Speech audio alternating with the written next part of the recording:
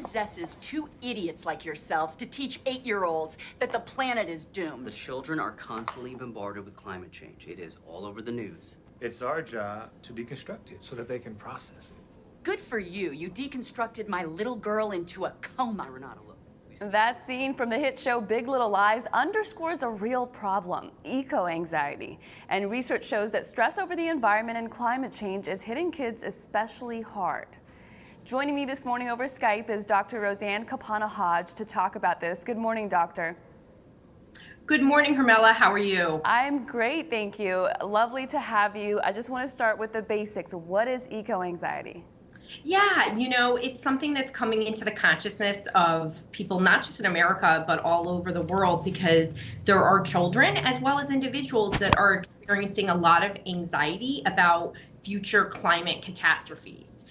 Everything from, the sun exploding or the moon exploding to changes in our weather, in our emission rates, in changes in the water temperature. There's just a lot of concerns about the impact of the changes in our environment, and children are particularly sensitive to these things because we talk about them, right? And children are so bright today, and they're so curious, and they understand the ramifications of what happens when when the sun does die out X a million years from now. These kids are fearful of what is happening in our environment. So how does that anxiety play out? How is it different from other types of anxiety or something like OCD?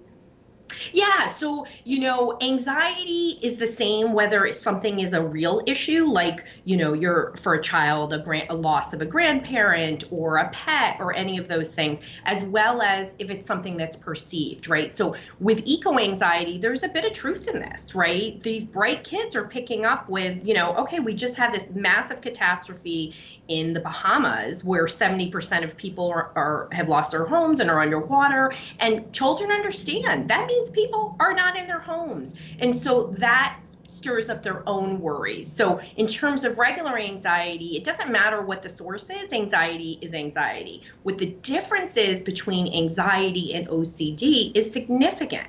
With OCD, people often just think it's about having compulsive behaviors like hand washing and checking, but that's not what it's about for most people. It starts with obsessive thinking. So if your child is spending an hour or more a day having obsessive thoughts about any topic, but in relative to this, climate changes, then that really moves over to OCD, which is a much more clinically significant issue, as well as something that needs to be addressed as quickly as possible, according to the research, because kids develop unhealthy habits really quickly. And so it's really important to seek out a licensed mental health professional. And there's tons of them all over the United States. And so how much of this is about the way we are talking about climate change, whether it's in the media or whether it's how parents are talking to their kids? How should they be talking to their kids?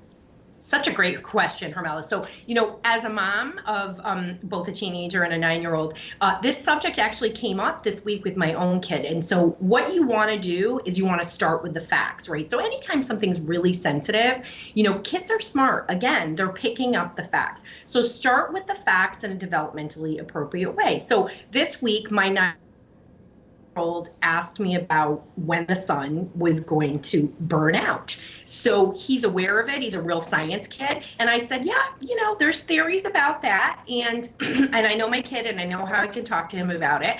And then what we moved on to was, we would be millions of years from now. I asked him if he had any worries about it. And he said he didn't. And he's the kind of kid that was like, okay. But if your kid does say they have worries, you need to explore that, talk about it, explain that they are safe.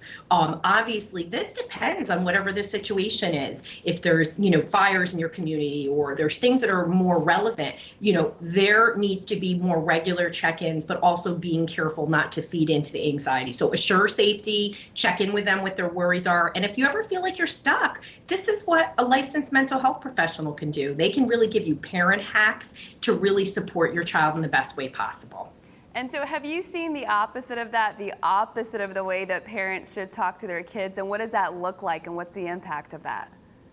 Yeah, I mean, sometimes, I know I'm really sarcastic. I love to think I'm super funny. But, when we talk to kids, like, hey, yeah, the sun is going to burn out and, could happen tomorrow, and we're joking. Kids don't have that ability to understand that sarcasm. Not every kid. So you just want to be thoughtful, understand that if they're asking you, they're probably more than curious. Maybe they're curious, they might be worried. And, we all have different kinds of kids, and some kids are just wired to be more sensitive to different information. Gifted kids are just a filter for everything, and they're picking up more. They're more likely to be impacted. So the brighter your kid or the more sensitive your kid is, they're more likely to be have a sensitivity to this, potentially even a clinical issue.